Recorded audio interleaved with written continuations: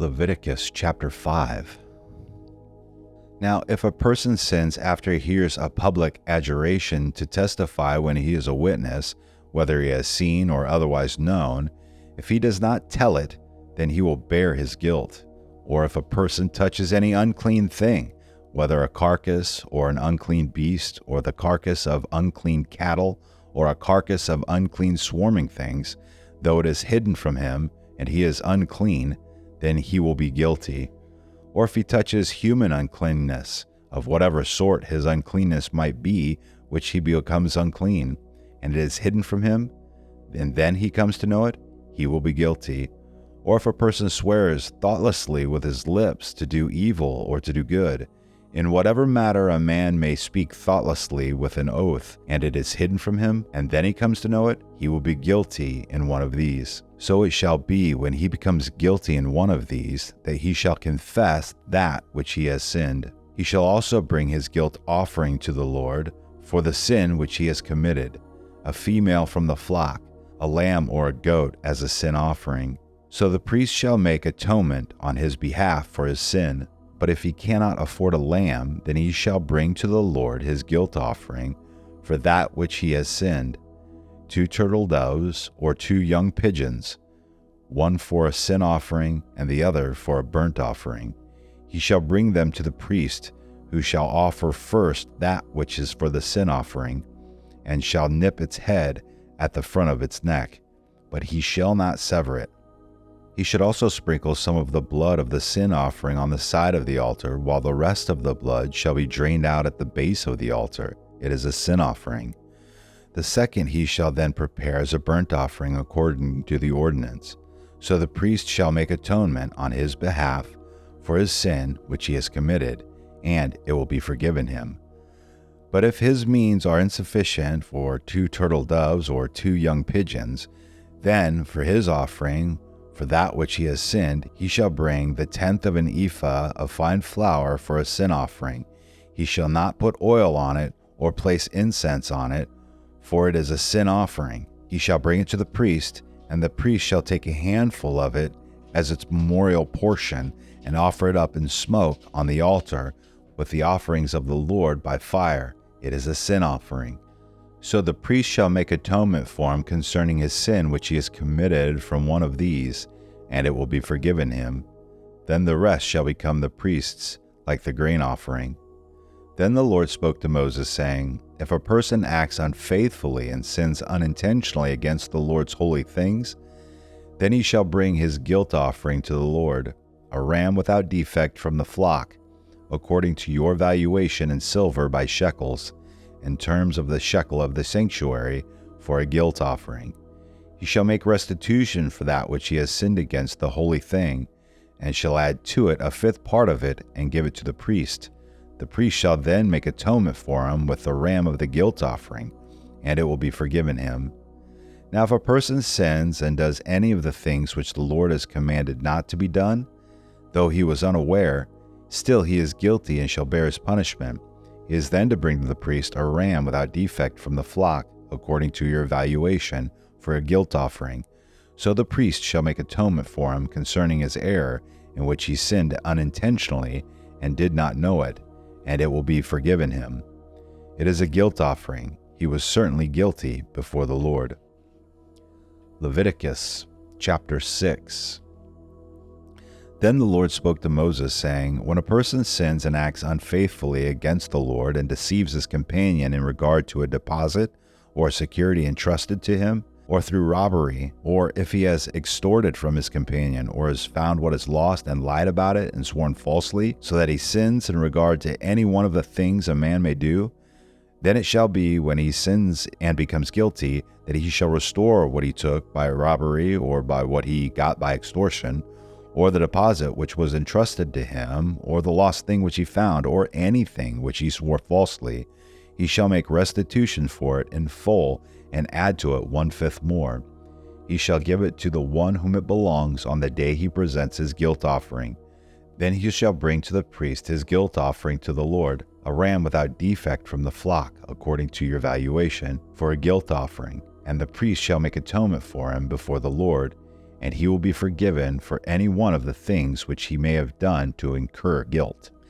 Then the Lord spoke to Moses, saying, Command Aaron and his sons, saying, This is the law for the burnt offering. The burnt offering itself shall remain on the hearth on the altar all night until the morning, and the fire on the altar is to be kept burning on it.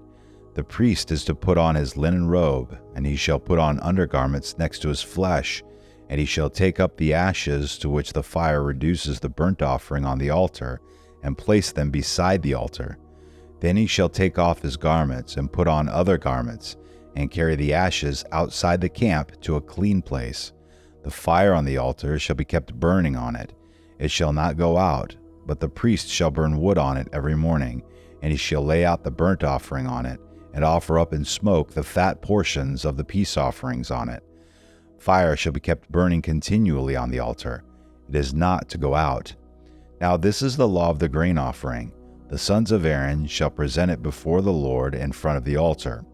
Then one of them shall lift up from it a handful of the fine flour of the grain offering, with its oil and all of the incense that is on the grain offering, and he shall offer it up in smoke on the altar, a soothing aroma, as its memorial offering to the Lord. What is left of it Aaron and his sons are to eat. It shall be eaten as unleavened cakes in a holy place. They are to eat it in the court of the tent of meeting. It shall not be baked with leaven. I have given it as their share from my offerings by fire. It is most holy, like the sin offering and the guilt offering. Every male among the sons of Aaron shall eat it. It is a permanent ordinance throughout your generations, from the offering by fire to the Lord. Whoever touches them will become consecrated.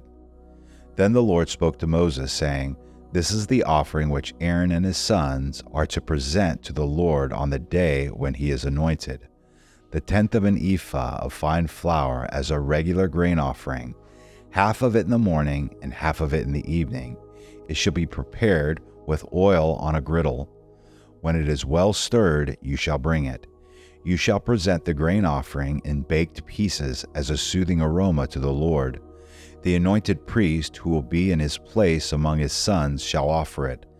By a permanent ordinance it shall be entirely offered up in smoke to the Lord. So every grain offering of the priest shall be burned entirely. It shall not be eaten. Then the Lord spoke to Moses, saying, Speak to Aaron and his sons, saying, This is the law of the sin offering. In the place where the burnt offering is slain, the sin offering shall be slain before the Lord. It is most holy. The priest who offers it for sin shall eat it. It shall be eaten in a holy place, in the court of the tent of meeting. Anyone who touches its flesh will become consecrated, and when any of its blood splashes on a garment, in a holy place you shall wash what was splashed on. Also, the earthenware vessel in which it was boiled shall be broken, and if it was boiled in a bronze vessel, it shall be scoured and rinsed in water. Every male among the priests may eat of it. It is most holy. But no sin offering of which any of the blood is brought into the tent of meeting to make atonement in the holy place shall be eaten. It shall be burned with fire. Leviticus chapter 7. Now this is the law of the guilt offering. It is most holy. In the place where they slay the burnt offering, they are to slay the guilt offering. And he shall sprinkle its blood around on the altar. Then he shall offer from it all its fat, the fat tail, and the fat that covers the entrails, and the 2 kidneys with the fat that is on them, which is on the loins, and the lobe of the liver he shall remove with the kidneys. The priest shall offer them up in smoke on the altar as an offering by fire to the Lord. It is a guilt offering. Every male among the priests may eat of it. It shall be eaten in a holy place. It is most holy. The guilt offering is like the sin offering. There is one law for them. The priest who makes atonement with it shall have it. Also, the priest who presents any man's burnt offering, that priest shall have for himself the skin of the burnt offering, which he has presented. Likewise, every grain offering that is baked in the oven and everything prepared in a pan or on the griddle shall belong to the priest who presents it. Every grain offering mixed with oil or dry, shall belong to the sons of Aaron, to all alike. Now this is the law of the sacrifice of peace offerings, which shall be presented to the Lord. If he offers it by way of thanksgiving, then along with the sacrifice of thanksgiving, he shall offer unleavened cakes mixed with oil, and unleavened wafers spread with oil, and cakes of well-stirred fine flour mixed with oil. With the sacrifice of his peace offerings for thanksgiving, he shall present his offerings with cakes of unleavened bread. Of this he shall present one of every offering as a contribution to the Lord. It shall belong to the priest who sprinkles the blood of the peace offerings. Now, as for the flesh of the sacrifice of his thanksgiving peace offerings, it shall be eaten on the day of his offering. He shall not leave any of it over until morning. But if the sacrifice of his offering is a votive or a freewill offering, it shall be eaten on the day that he offers his sacrifice, and on the next day what is left of it may be eaten. But what is left over from the flesh of the sacrifice on the third day shall be burned with fire. So if any of the flesh of the sacrifice of his peace offering should ever be eaten on the third day, he who offers it will not be accepted, and it will not be reckoned to his benefit. It shall be an offensive thing, and the person who eats it will bear his own iniquity. Also, the flesh that touches anything unclean shall not be eaten. It shall be burned with fire. As for other flesh, anyone who is clean may eat such flesh. But the person who eats the flesh of the sacrifice of peace offerings which belongs to the Lord, in his uncleanness, that person shall be cut off from his people. When anyone touches anything unclean, whether human uncleanness or an unclean animal or any unclean detestable thing, and eats of the flesh of the sacrifice of peace offerings which belongs to the Lord, that person shall be cut off from his people. Then the Lord spoke to Moses, saying, Speak to the sons of Israel, saying, You shall not eat any fat from an ox, a sheep, or a goat. Also the fat of an animal which dies, and the fat of an animal torn by beasts, may be put to any other use. But you must certainly not eat it.